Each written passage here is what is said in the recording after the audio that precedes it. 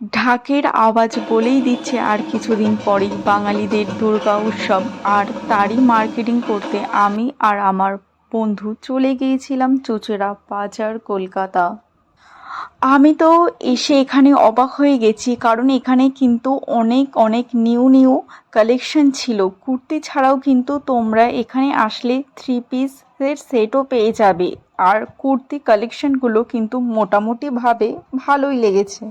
আর অনেকক্ষণ ধরে খোঁজাখুঁজির পরে আমার কিন্তু এই কুর্তিটা বেশ পছন্দই হয়েছে। তারপরে কুর্তিটা নিয়ে আমরা ক্যাশ কাউন্টারে গিয়ে বিল পে করে বাইরে বেরিয়ে দেখি সামনে বিশ্বকর্মা পুজোর প্যান্ডেল। তো ওখানে অনেক মানুষ সেলফি তুলছিল, আনন্দ উপভোগ করছিল। আমরাও সেলফি টেলফি তুলে পুজোটা বেশ আনন্দের সাথে উপভোগ করে একটু মোমো খেয়ে দেখি টাইম অনেকটাই হয়ে গেছে, তাই আর গঙ্গার ঘাটে বসার সময় হলো না। যেহেতু লেট, তাই চুঁচুড়া শহর থেকে একটা টোটো ধরে রওনা হলাম বাড়ির দিকে।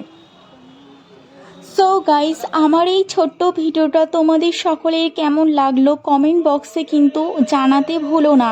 আর please guys, like comment share support me. চলো আজকের মতো টাটা।